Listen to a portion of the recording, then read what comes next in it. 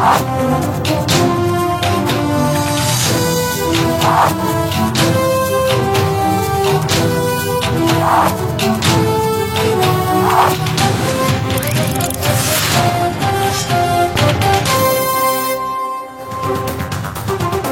நமது கேப்டன் தொலைக்காட்சியின் பிற்பகல் செய்திகளை வழங்குவதற்காக உமா சிவகுமார். முக்கிய செய்திகள். சட்டசபை தேர்தலில் தேமுதிக சார்பில் போட்டியிட விருப்பம் தெரிவித்தவர்களுடன் கேப்டன் விஜயகாந்த் நேர்காணல். 6வது நாளான இன்று தஞ்சை, நாகை, திருவாரூர், காஞ்சிபுரம் மாவட்ட தேமுதிகவினர் பங்கேற்பு.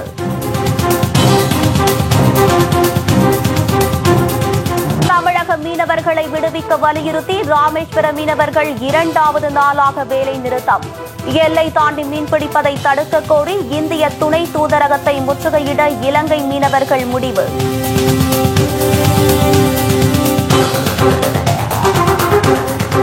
இஎஸ்ஐ செவிலியர்களின் கோரிக்கைகளை மத்திய அரசு உடனடியாக நிறைவேற்ற வேண்டும். நோயாளிகளின் நலனை கருத்தில் கொண்டு நடவடிக்கை எடுக்க வேண்டும் என ஜி.கே. வாசன் வலியுறுத்தல்.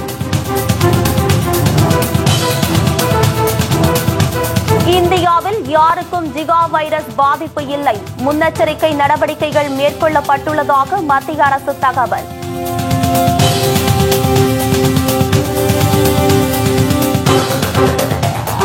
வெள்ள நிவாரணம் வழங்கியதில் முறைகேட்டில் ஈடுபட்டதாக புகார். கிராம நிர்வாக அலுவலர் உள்ளிட்ட 3 அதிகாரிகளை பணியிடை நீக்கம் செய்து ஆட்சியர் உத்தரவு.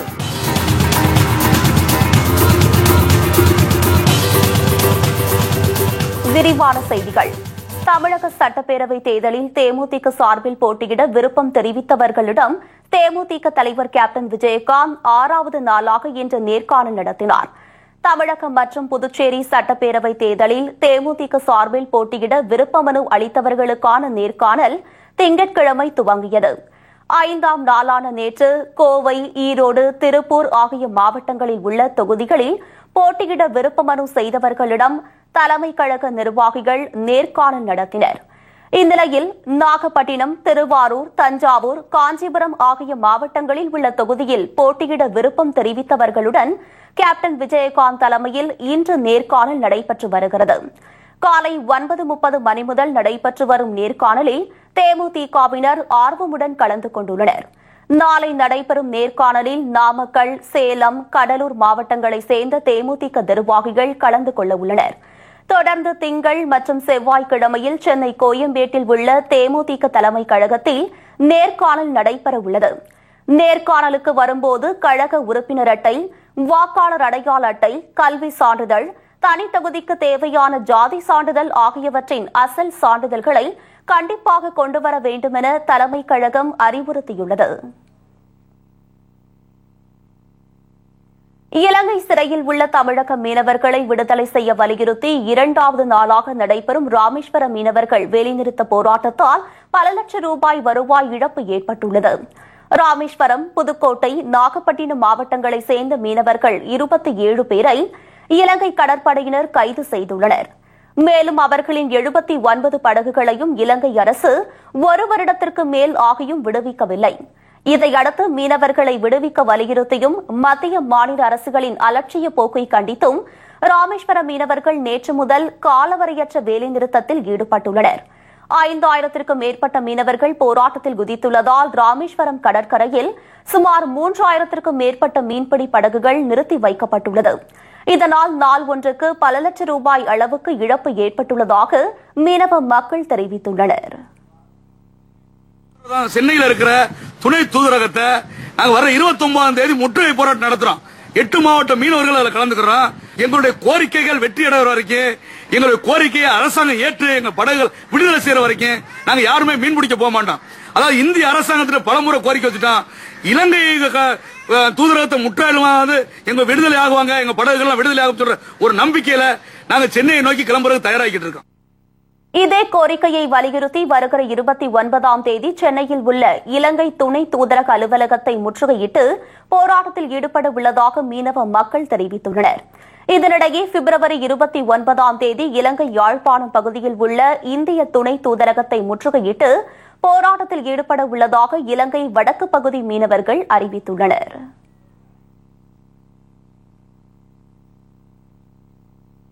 இஎஸ்ஐ மருத்துவமனைகளில் பணியாற்றும் செவிலியர்களின் கோரிக்கைகளை மத்திய அரசு உடனடியாக நிறைவேற்ற வேண்டும் என்று தமிழ் மாநில காங்கிரஸ் கட்சித் தலைவர் ஜி.கே. வாசன் வலியுறுத்தியுள்ளார்.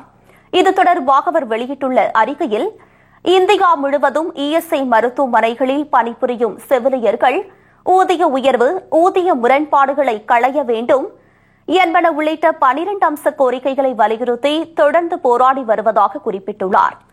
இவர்களின் போராட்டத்தால் இஎஸ்ஐ மருத்துவமனைகளில் சிகிச்சை பெறும் தொழிலாளர்கள், புற நோயாளிகள் உள்ளிட்டோர் கடுமையாக பாதிக்கப்பட்டுள்ளதால் செவிலியர்களின் நியாயமான கோரிக்கைகளை நிறைவேற்ற மத்திய அரசு முன்வர வேண்டும் என்று வலியுறுத்தியுள்ளார். இதேபோல் தமிழக அரசு இடைநிலை ஆசிரியர்களின் கோரிக்கைகளை நிறைவேற்றிட அதிமுக அரசு முன்வர வேண்டும் என்றும் ஜி.கே. வாசன் தனது அறிக்கையில் தெரிவித்துள்ளார். தமிழகத்தில் தேசிய ஜனநாயக கூட்டணி தலைவர்களுடன் கூட்டணி குறித்து பேச்சுவார்த்தை நடைபெற்று வருவதாக மத்திய அமைச்சர் பொன் ராதாகிருஷ்ணன் தெரிவித்துள்ளார். மதுரையில் செய்தியாளர்களை சந்தித்த அவர் இதனை தெரிவித்தார்.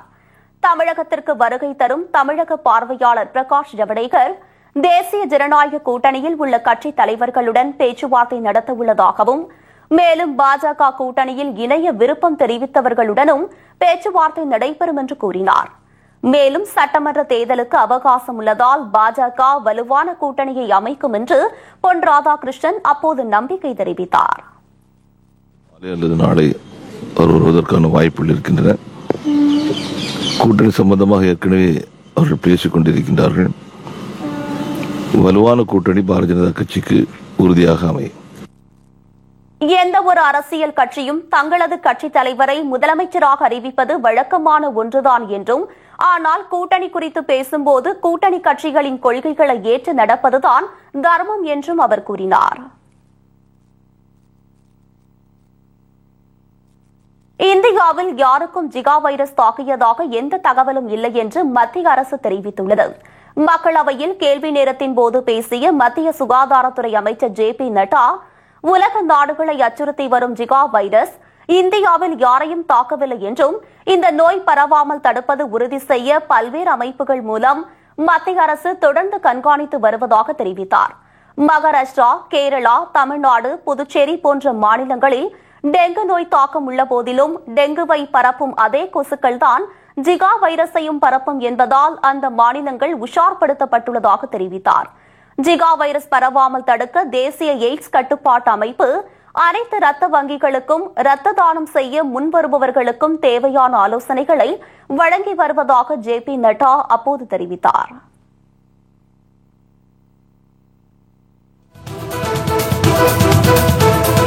கும்பகோணத்தில் குடிநீர் உள்ளிட்ட அடிப்படை வசதிகள் செய்து தரப்படவில்லை என புகார். மகாமக குளத்தில் புனித நீராட சென்ற பக்தர்கள் கடும் அவதி.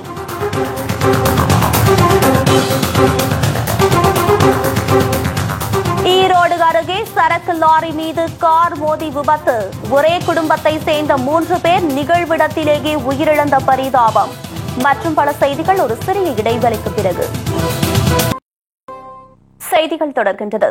காஞ்சிபுரம் அருகே வெள்ளத்தால் சேதமடைந்த பயிர்களுக்கு நிவாரணம் வழங்கியதில் முறைகேட்டில் ஈடுபட்டதாக கூறி கிராம நிர்வாக அலுவலர் உள்ளிட்ட 3 பேர் பணியிடை நீக்கம் செய்யப்பட்டுள்ளனர். கடந்த ஆண்டு டிசம்பர் மாதம் பெய்த கனமழையால் வெள்ளத்தால் காஞ்சிபுரம் மாவட்டம் முழுவதும் கடும் சேதம் ஏற்பட்டது. குறிப்பாக விளைநிலங்கள் தண்ணீரில் முழுகியதால் விவசாயிகள் பெருமளவில் நஷ்டமடைந்தனர். இந்நிலையில் ஸ்ரீபெரும்புதூர் வட்டத்திற்கு உட்பட்ட பிச்சிவாக்கம் கிராமத்தில் சேதமடைந்த பயிர்களுக்கு வெள்ள நிவாரணம் வழங்கியதில் முறைகேடு நடைபெற்றதாக விவசாயிகள் மாவட்ட ஆட்சியரிடம் புகார் அளித்தனர். இது தொடர்பாக கிராம நிர்வாக அலுவலர் முத்தரசன், உதவி வேளாண் அலுவலர் சுந்தரமூர்த்தி, வேளாண் கூட்டுறவு சங்க செயலாளர் சின்னக்கண்ணு ஆகியோர் பணியிடை நீக்கம் செய்யப்பட்டுள்ளனர். கும்பகோணம் மகாமக குளத்தில் புனித நீராட வருகை தந்த பல்லாயிரக்கணக்கான பக்தர்கள் அடிப்படை வசதிகள் இல்லாமல் கடும் அவதிக்கு உள்ளாகினர். 12 ஆண்டுகளுக்கு ஒருமுறை நடைபெறும் கும்பகோணம் மகாமக திருவிழா கடந்த 13ஆம் தேதி கொடியேற்றத்துடன் தொடங்கியது. 10 நாட்களுக்கு மேலாக சுவாமிகள் பல்வேறு வாகனங்களில் வீதி உலாவும் முக்கிய நிகழ்ச்சியான தீர்த்தவாரையும் மிக சிறப்பாக நடைபெற்றது. இந்த நாட்களில் மட்டும் நாட்டின் பல்வேறு பகுதியில் இருந்தும் சுமார் 50 லட்சத்திற்கும் மேற்பட்ட பக்தர்கள் கலந்து கொண்டு சுவாமியின் அருள் பெற்றனர். மகாமக திருவிழா நிறைவடைந்த நிலையில் நாள்தோறும் பல்லாயிரக்கணக்கான பக்தர்கள் மகாமக குளத்தில் நீராடி வருகின்றனர். சிறியவர்கள் முதல் பெரியவர்கள் வரை ஏராளமானோர் வருகை தரும் நிலையில் போதிய குடிநீர், உடை மாற்றும் அறை, கழிவறை என எந்த அடிப்படை வசதிகளும் இல்லாததால் பக்தர்கள் கடும் அவதிக்கு உள்ளாகுகின்றனர்.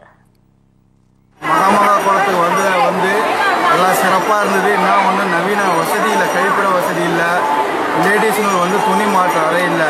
இதெல்லாம் செஞ்சு கொடுத்தா இன்னும் கொஞ்சம் நல்லா சிறப்பாக இருக்கும். இன்னைக்கு ரொம்ப அதிகம் நல்ல கூட்டாங்க. அது போக என்ன வசதினா அந்த பாத்ரூம் வசதி செஞ்சு கொடுக்கணும். இந்த குளிக்கிறதுக்கு லயன் மாதிரி ஒரு தடுப்பு மாதிரி போட்டு விட்டாங்கன்னா இன்னும் சௌகரியமாக இருக்கும். ஆள் நெரிச்சல் இல்லாமல் இருக்கும். நல்ல அருமையாக இருந்துச்சு. நல்லா கூடுதல் பேருந்துகள் இயக்கம், ரயில்கள் இயக்கம் என பக்தர்களின் நலனுக்காக பல்வேறு அறிவிப்புகளை வெளியிட்ட தமிழக அரசு எதனையும் முறையாக செய்யாததால் பக்தர்கள் பெரும் இன்னலுக்கு உள்ளாகினர். மேலும் அதிகளவில் வாகனங்கள் வருவதால் கும்பகோணத்திற்கு போக்குவரத்து நெருக்கடியில் சிக்கி தவிக்கிறது. ஈரோடு அருகே நின்று கொண்டிருந்த சரக்கு லாரி மீது கார் மோதிய விபத்தில் 3 பேர் சம்பவ இடத்திலேயே உடல் நசுங்கி உயிரிழந்தனர். கர்நாடக மாநிலம் குடகு மாவட்டத்தை சேர்ந்த முருகன் என்பவர் தனது குடும்பத்தினர் 7 பேருடன் உடுமலைப்பேட்டையில் உள்ள கோவிலுக்கு காரில் சென்று கொண்டிருந்த போது சத்தியமங்கலம் அருகே உள்ள புங்கம்பள்ளி எனும் கிராமத்தில் சாலையோரம் நின்று கொண்டிருந்த சரக்கு லாரி மீது கார் பயங்கரமாக மோதியது. இதில் காரில் பயணம் செய்த முருகன் உள்ளிட்ட 3 பேர் சம்பவ இடத்திலேயே பரிதாபமாக உயிரிழந்தனர். படுகாயமடைந்த 5 பேர் மருத்துவமனையில் சிகிச்சைக்காக அனுமதிக்கப்பட்டுள்ளனர். இதனிடையே விழுப்புரம் மாவட்டம் கள்ளக்குறிச்சி அருகே உள்ள நீலமங்கல கிராமத்தில் உள்ள கிணறு ஒன்றில் குளிக்க சென்ற பள்ளி மாணவன் ஒருவன் நீரில் முழுகி பரிதாபமாக உயிரிழந்தான். பாலக்கோடு வட்டாட்சியர் அலுவலகம் 2ஆக பிரிக்கப்பட்டதை கண்டித்து கிராம மக்கள் சாலை மறியலில் ஈடுபட்டனர். தருமபுரி மாவட்டம் பாலக்கோடு வட்டாட்சியர் அலுவலகத்தை 2ஆக பிரித்து காரியமங்கலத்தை அடுத்த கெரக்கோடஹள்ளி கிராமத்திற்கு மாற்றப்பட்டுள்ளது. இந்நிலையில் வட்டாட்சியர் அலுவலகம் கெரக்கோடஹள்ளிக்கு மாற்றப்பட்டிருப்பதால் தாங்கள் மிகுந்த இன்னலுக்கு ஆளாகி உள்ளதாகவும், ஆகவே ஏற்கனவே இருந்த இடத்திலேயே வட்டாட்சியர் அலுவலகத்தை மாற்ற வேண்டும் என்றும் அப்பகுதி மக்கள் சாலை மறியலில் ஈடுபட்டனர். மேலும் தங்களின் கோரிக்கையை நிறைவேற்றவில்லை என்றால் குடும்ப அட்டை மற்றும் வாக்காளர் அடையாள அட்டைகளை ஆட்சியரிடம் ஒப்படைக்கப் போவதாகவும் அவர்கள் தெரிவித்தனர். பாலோடு தாலுகாவாக தான் இருந்தது. இந்த இப்போ காரிமங்கலம் தாலுகாவை பண்ணிட்டாங்க. நாங்கள் 3 பஸ் மாறி போனோம். அது இல்லாத இங்கே போயிட்டு வந்தாலே ஒரு நாள் ஃபுல்லாக வேலைக்கு எல்லாருக்கும் வேலை பாதிக்கப்படுது, இதாகுது. இந்த கேபி அன்பழகன் அவங்க ஊருக்கு பிரித்து எடுத்துகிட்டு போகிறதுனால இதெல்லாம் சேர்த்து எடுத்துகிட்டு போயிட்டாரு.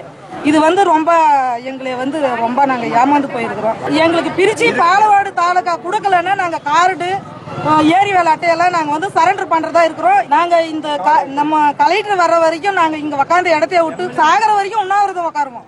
அரசு சார்பில் வழங்கப்படும் இலவச பொருட்களை வழங்க பணம் வசூல் செய்த திமுக கவுன்சிலர் வீட்டை பொதுமக்கள் முற்றுகையிட்டதால் பரபரப்பு ஏற்பட்டது. திருவண்ணாமலை மாவட்டம் செங்கம் பேரூராட்சிக்கு உட்பட்ட 18 வார்டுகளில் அரசின் இலவச பொருட்கள் வழங்கும் நிகழ்ச்சி கடந்த வாரம் தொடங்கி வைக்கப்பட்டது. ஆனால் மிக்சி, கிரைண்டர் உள்ளிட்ட பொருட்களை வழங்க கவுன்சிலர்கள் வசூல் வேடையில் ஈடுபட்டு வருவதாக பொதுமக்கள் போராட்டத்தில் ஈடுபட்டனர். இந்நிலையில் 15வது வார்டு செந்தமிழ் நகர் பகுதியில் இலவச பொருட்களை வழங்க 100 ரூபாய் வீதம் வசூல் செய்யப்படுவதை கண்டித்து திமுக கவுன்சிலர் சண்முகானந்தம் வீட்டை பொதுமக்கள் முற்றுகையிட்டு போராட்டத்தில் ஈடுபட்டனர். இந்த 2 மாதமாக ஒரு அட்டைக்கு 100 ரூபாய் வாங்கிக்கணும். இதுவரையிலும் மிக்சி கிரைண்டர் கொடுக்கல. ஒரு 10 நாளா மக்கள் அலைஞ்சிருக்கிறாங்க. இன்னைக்கு அவர் வீட்டுக்கு முன்னாடி ஆர்ப்பாட்டம் பண்றோம். நாங்க எங்களுக்கு தேவை இல்ல, கொடுக்க முடியுமா முடியாதா? இதுலயே பாதி பேருக்கு வேண்டியவரை கொடுத்தாச்சு. அவங்களுக்கு வேண்டியது வாடல, மற்ற மக்களுக்கு எல்லாம் கொடுக்கல. இது வேணும். தொகுதிக்கு உட்பட்ட மற்ற பகுதியில் லஞ்சம் வாங்காமல் உடனடியாக இலவச பொருட்களை வழங்கவில்லை என்றால் பெரிய அளவில் போராட்டம் நடத்தப்படும் என்று பொதுமக்கள் அப்போது எச்சரிக்கை விடுத்தனர். திருவண்ணாமலை மாவட்டம் வந்தவாசியில் பேனர் வைப்பதில் அதிமுக, பாமகவினரிடையே ஏற்பட்ட மோதலால் பொதுமக்கள் பீதியில் ஆழ்ந்தனர். வந்தவாசி தேரடி பகுதியில் அதிமுகவினர் ஜெயலலிதாவின் பிறந்த நாளையொட்டி நகர் முழுவதும் பேனர்களை வைத்திருந்தனர். இதேபோல் வண்டலூர் மாநாடு தொடர்பாக பேனர் வைக்க இடம் இல்லாததால் அதிமுகவினர் வைத்திருந்த பேனருக்கு முன்பாக பாமகவினர் பேனர்களை வைத்தனர். இதனால் இரு தரப்பினரும் அங்கு திரண்டதால் மோதல் நிகழாமல் இருக்க டிஎஸ்பி பாலச்சந்திரன் தலைமையில் நிகழ்விடத்திற்கு வந்த காவல்துறை இரு தரப்பிடமும் பேச்சுவார்த்தை நடத்தினர். அப்போது அராஜகத்தில் ஈடுபட்ட அதிமுகவினர் பாமகவினரின் பேனர்களை உடனடியாக அகற்ற சொல்லி வாக்குவாதத்தில் ஈடுபட்டனர். இதனால் ஒரு கட்டத்தில் இரு தரப்பினரும் பேனர்களை கிழித்தும் ஒருவர் மீது ஒருவர் கற்களை வீசியும் பெரும் கலவரத்தில் ஈடுபட்டனர்.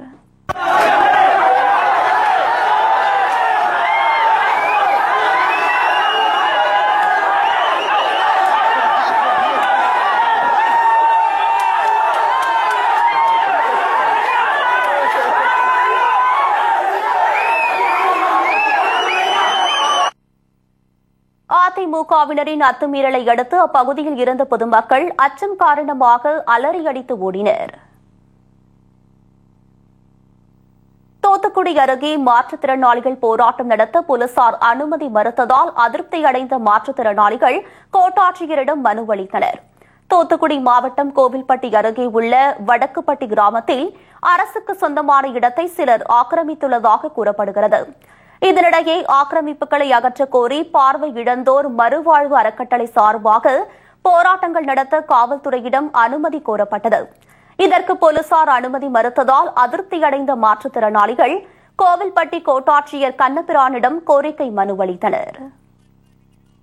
வட்டத்துல வடக்குப்பட்டி கிராமத்தில் ஆக்கிரமிப்புகள் இருக்குன்னு கிட்டத்தட்ட 2-3 வருஷமா போராடிக்கிட்டே இருக்கோம். அங்க கொடுத்த மனுக்கு எங்களுக்கு சமன் அனுப்பாம எங்க அமைப்பை சேர்ந்த படிப்பறிவு இல்லாத ஒரு ஐயல் சாமியின் ஒருத்தருக்கு மனுவை கொடுத்து அவர் கையில் வாங்கிட்டு போய்கிட்டு நேற்றே உங்களுக்கு அந்த உறுதி மறுக்கப்பட்டது, நீங்க இருக்கக்கூடாது அப்படின்னு இன்ஸ்பெக்டர் வந்து மிரட்டினார்.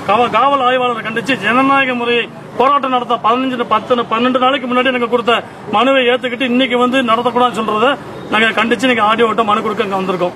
ராமநாதபுரம் அருகே கல்லூரி மாணவி ஒருவர் 3 பேர் கொண்ட கும்பலால் தாக்கப்பட்டு உயிரிழந்த சம்பவம் அங்கு பரபரப்பை ஏற்படுத்தியுள்ளது. ராமநாதபுரம் மாவட்டம் ஏர்வாடி வடக்கு தெருவை சேர்ந்தவர் மங்கள்சாமி. இவரது மகள் மங்கேஸ்வரி அங்குள்ள கல்லூரி ஒன்றில் படித்து வந்தார். இதனிடையே உறவினர் வீட்டு துக்க நிகழ்ச்சிக்கு கலந்து கொள்வதற்காக மங்கள்சாமி வெளியூர் சென்றிருந்த நிலையில் மங்களேஸ்வரி மட்டும் வீட்டில் தனியாக இருந்துள்ளார். அப்போது அதே பகுதியில் வசித்து வரும் சிலர் அவரது வீட்டிற்குள் புகுந்து மங்களேஸ்வரியை கடுமையாக தாக்கியதாக கூறப்படுகிறது. இதில் படுகாயமடைந்த அவர் மருத்துவமனைக்கு கொண்டு செல்லும் வழியில் பரிதாபமாக உயிரிழந்தார். உத்திரசூர் பக்கத்துல வெள்ளாவுக்கு போயிருந்தோம். அன்னைக்கு நைட் தங்கிட்டோம். அன்னைக்கு பொம்பளை புள்ள ஒண்டி வீட்டுல இருந்தது. அது வந்து அந்த பக்கத்து வீட்டு பொம்பளை வந்து அவன் மகன் வந்து யார்கிட்ட பேசிட்டு இருந்தோம் வீட்டு வாசல வந்து பேசிட்டு இருக்கும் போது அவன் மகளை தாக்காம எங்க அண்ணன் பொண்ணை தாக்கி நெஞ்ச செங்கலை வச்சு குத்தி இதயத்துல வந்து அப்படியே ரத்தம் கட்டி ரொம்ப டேஞ்சர் ஆகி ரொம்ப 2 நாள் பயந்துக்கிட்டு சொல்லாம அப்படி வீட்டில் மறைச்சிருச்சு. வீட்டில் அம்மா அப்பா வருத்தப்படுவாங்க, கொள்ளுவாங்க, சண்டை போடுவாங்கன்னு. அந்த புள்ள வந்து ரொம்ப மோசமா சாப்பிடாம கொள்ளாம ரொம்ப அதான் வலிதாங்க முடியாம இறந்து போச்சுங்க. இச்சம்பவம் தொடர்பாக போலீசார் வழக்கு பதிவு செய்து விசாரணை மேற்கொண்டு வருகின்றனர். ஈரோடு அருகே ஆக்கிரமிப்புகளை அகற்ற நீதிமன்றம் உத்தரவிட்ட நிலையில் தங்களுக்கு மாற்று இடம் வழங்க கோரி தமிழக சுற்றுச்சூழல் துறை அமைச்சரை பொதுமக்கள் முற்றுகையிட்டனர். தமிழகம் முழுவதும் நீர்நிலைகளில் உள்ள ஆக்கிரமிப்புகளை அகற்ற கடந்த மாதம் சென்னை உயர்நீதிமன்றம் உத்தரவிட்டது. அதன்படி ஈரோடு மாவட்டம் திண்டல் பகுதியில் இருந்து லக்காபுரம் வரை உள்ள பெரும்பள்ளம் ஓடையை ஆக்கிரமித்து கட்டப்பட்டுள்ள 900க்கும் மேற்பட்ட வீடுகளை காலி செய்ய கோரி கடந்த வாரம் நோட்டீஸ் வழங்கப்பட்டுள்ளது. இந்நிலையில் ஈரோடு மாவட்ட ஆட்சியர் அலுவலகத்தில் நடைபெற்ற நிகழ்ச்சியில் பங்கேற்க வந்த தமிழக சுற்றுச்சூழல் துறை அமைச்சர் தோப்பு வெங்கடாச்சலத்தை முற்றுகையிட்ட பொதுமக்கள் தங்களுக்கு மாற்று இடம் வழங்க கோரிக்கை வைத்தனர். இச்சம்பவத்தால் ஆட்சியர் அலுவலகத்தில் சிறிது நேரம் பரபரப்பு ஏற்பட்டது.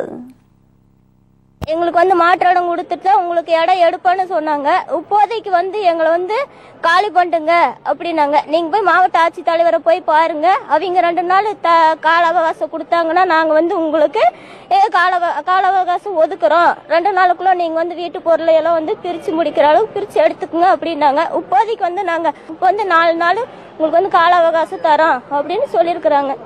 ஆட்சியின் அந்திம காலத்தில் பகல் கொள்ளையை படுபயங்கரமாக அதிமுக அரசு அரங்கேற்றி வருவதாக மதிமுக பொதுச் செயலாளர் வைகோ குற்றம் சாட்டியுள்ளார். விருதுநகர் மாவட்டம் சத்திரப்பட்டியில் நடைபெற்ற நிகழ்ச்சி ஒன்றில் கலந்து கொண்ட பின்னர் செய்தியாளர்களிடம் பேசிய அவர், பூம்புகார் இந்து சமய அறக்கட்டளைக்கு கட்டப்பட்ட அரசு கலைக்கல்லூரியில் உதவி பேராசிரியர் பணியிடங்களுக்கு 10 கோடி ரூபாய் வரை வசூல் செய்யப்பட்டதாக புகார் கூறினார். ஆட்சி முடியும் அந்திம காலத்தில் பகல் கொள்ளையை அதிமுக அரசு வேகமாக அரங்கேற்றி வருவதாகவும் அவர் சாடினார்.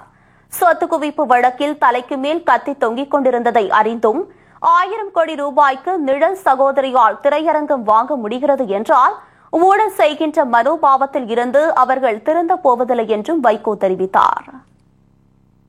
அரசு கலைக்கல்லூரி அந்த கலைக்கல்லூரிக்கு உதவி பேராசிரியர்கள் நியமனத்துக்கு 2 நாட்களுக்கு முன்பு இன்டர்வியூ நடத்தியிருக்கிறார். பகலிலே தொடங்கி மறுநாள் விடிய காலை 3:30 மணி வரை இந்த இன்டர்வியூ இதுவரைக்கும் இன்டர்வியூ எங்கே நடந்திருக்க முடியாது. 400 பேர் பங்கேற்றிருக்கிறார். 20 லட்சம் ரூபாய் ஒரு போஸ்டுக்கு கொடுத்திருக்கிறார். 10 கோடி ரூபாய் இதிலே வசூல் பண்ணிட்டார். இப்படி ஒரு பட்டப்பகலில் பகல் கொள்ளை நடத்துகிற ஒரு ஊழல் ஆட்சியை ஜெயலலிதா தலைமையிலான அரசு நடத்தி கொண்டிருக்கிறது. புதுச்சேரி அருகே குடிசை வீடுகளில் ஏற்பட்ட தீ விபத்தில் சுமார் 10 லட்சம் ரூபாய் மதிப்பிலான பொருட்கள் முற்றிலும் எரிந்து சேதமடைந்தது. புதுச்சேரி நோனாங்குப்பத்தில் உள்ள என்ஆர் நகரில் 100க்கும் மேற்பட்ட குடிசை வீடுகள் உள்ளது. இந்நிலையில் ஒரு குடிசையில் திடீரென தீ பற்றியுள்ளது. காற்றின் வேகம் காரணமாக தீ மலமளவென அருகில் உள்ள மற்ற குடிசைகளுக்கும் பரவியது. தகவல் அறிந்து சம்பவ இடத்திற்கு சென்ற தீயணைப்புத்துறை பல மணி நேரம் போராடி தீயை கட்டுக்குள் கொண்டு வந்தனர். தீ விபத்தில் அதிர்ஷ்டவசமாக உயிரிழப்பு எதுவும் ஏற்படவில்லை. இருப்பினும் 15 சவர நகைகள், 50,000 ரூபாய் ரொக்கப்பணம், வீட்டு உபயோகப் பொருட்கள் என்று 10 லட்சம் ரூபாய் மதிப்பிலான பொருட்கள் எரிந்து சேதமடைந்தது.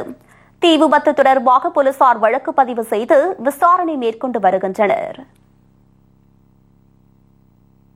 விவசாயிகள் அளிக்கும் எந்த மனுக்கள் மீதும் நடவடிக்கை எடுப்பதில்லை என சேலத்தில் நடைபெற்ற விவசாயிகள் குறைதீர்க்கும் கூட்டத்தில் விவசாயிகள் சரமாரியாக குற்றம் சாட்டினர்.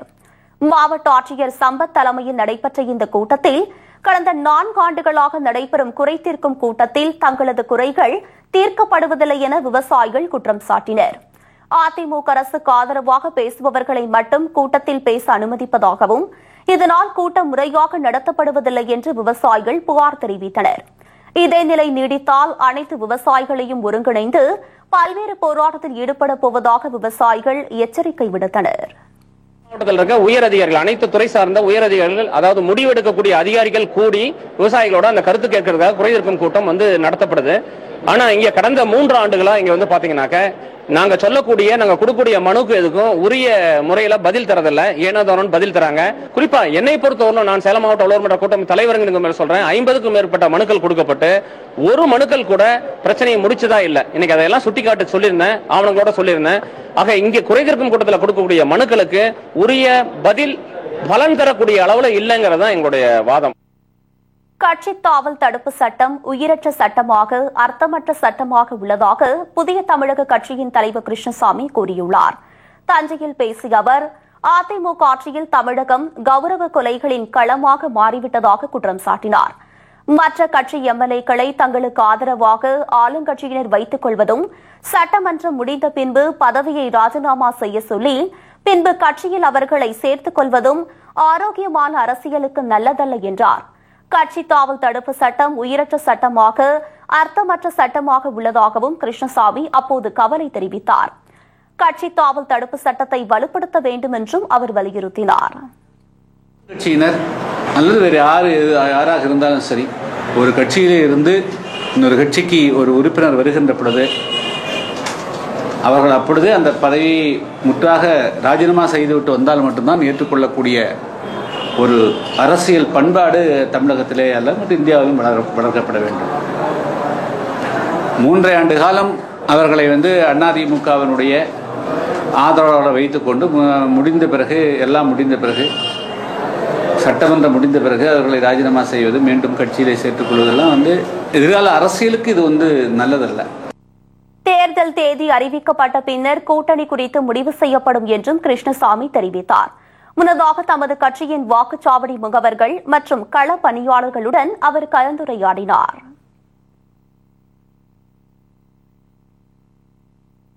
புதுக்கோட்டை அருகே பேருந்தில் பயணம் செய்த பெண்ணிடம் நூதன முறையில் 31 சவரன் நகைகளை மர்ம பெண்மணி கொள்ளையடித்து சென்ற சம்பவம் பரபரப்பை ஏற்படுத்தியுள்ளது. ராமநாதபுரம் மாவட்டம் பரமக்குடியை சேர்ந்த உஷாராணி என்பவர் நகைகள் மற்றும் ரொக்கப்பணத்துடன் தஞ்சையில் உள்ள உறவினர் வீட்டிற்கு பேருந்தில் சென்று கொண்டிருந்தார். அப்போது அவரது அருகில் உள்ள இருக்கையில் மர்ம பெண்மணி ஒருவர் கையில் குழந்தையுடன் அமர்ந்துள்ளார். பின்னர் தமது கையில் தயாராக வைத்திருந்த சில்லறையை கீழே தவறவிட்ட அந்த பெண்மணி அதனை எடுத்து தருமாறு உஷாராணியிடம் கேட்டுள்ளார். இதைத் தொடர்ந்து தமது கையில் வைத்திருந்த நகை பையை அந்த பெண்ணிடம் கொடுத்த உஷாராணி சில்லறையை எடுக்க கீழே குனிந்துள்ளார். இந்த வாய்ப்பை பயன்படுத்திய அந்த பெண்மணி பையில் இருந்த 31 சவரன் நகைகள் மற்றும் ரொக்கப்பணத்தை திருடியுள்ளார். இது தொடர்பாக உஷாராணி அளித்த புகாரின் பேரில் மர்ம பெண்மணியை கணேஷ் நகர் போலீசார் தேடி வருகின்றனர். புதுக்கோட்டையிலேருந்து நான் தஞ்சாவூர் போகிறதுக்கு ஏறையில் என் தங்கச்சி மக கல்யாணத்துக்காக நான் வந்தது நகையெல்லாம் எடுத்துகிட்டு வந்திருந்தேன். பஸ்ஸில் போய்கிட்டு இருக்கையில் ஒரு லேடி வந்து என் பக்கத்தில் உட்காந்துருந்தாங்க. கையில் குழந்தைய வச்சுருந்தாங்க. அவங்க பேகை நான் வச்சுக்கிறேன்னு வாங்கிக்கிட்டாங்க.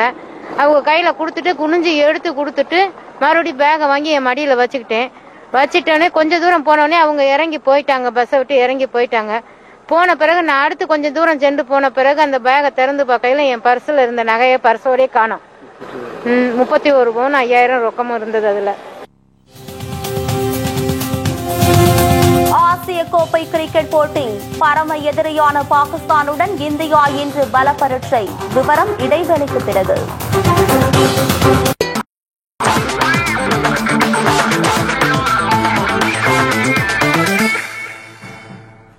செய்திகள் தொடர்கின்றது. ஆசிய கோப்பை 20 ஓவர் கிரிக்கெட் தொடரில் பரம எதிரியான பாகிஸ்தானுடன் இந்தியா இன்று மோதுகிறது. ஆசிய கோப்பை 20 ஓவர் கிரிக்கெட் போட்டி வங்கதேசத்தில் நடைபெற்று வருகிறது. இந்நிலையில் மிர்பூரில் இன்று நடைபெறும் 4வது லீக் ஆட்டத்தில் இந்தியா பாகிஸ்தான் அணிகள் மோதுகின்றன. இந்திய அணியை பொறுத்தவரை பேட்டிங்கில் ரோஹித் சர்மா, ஹர்திக் பாண்டியா சிறப்பாக உள்ளனர். பந்துவீச்சில் நெக்ரா, பம்ரா, அஸ்வின் ஆகியோர் நல்ல ஃபார்மில் உள்ளனர். இன்றைய போட்டியில் வெற்றி பெற்றால் இறுதிப் போட்டிக்கான வாய்ப்பை அதிகப்படுத்திக் கொள்ள முடியும் என்பதால் இந்திய அணி முழு பலத்தையும் வெளிப்படுத்தும் என தெரிகிறது. வழக்கமாக இந்தியா பாகிஸ்தான் போட்டி என்றாலே பரபரப்பாக இருக்கும் என்பதால் இன்றைய போட்டியை காண உலகம் முழுவதும் உள்ள கிரிக்கெட் ரசிகர்கள் ஆவலுடன் எதிர்பார்த்துள்ளனர். போட்டி இரவு 7:30 மணிக்கு தொடங்குகிறது. முன்னதாக நேற்று நடைபெற்ற வலைப்பயிற்சியில் இரு அணி வீரர்களும் ஒருவருடன் ஒருவர் பேசிக் கொள்வதில்லை என்பது குறிப்பிடத்தக்கது.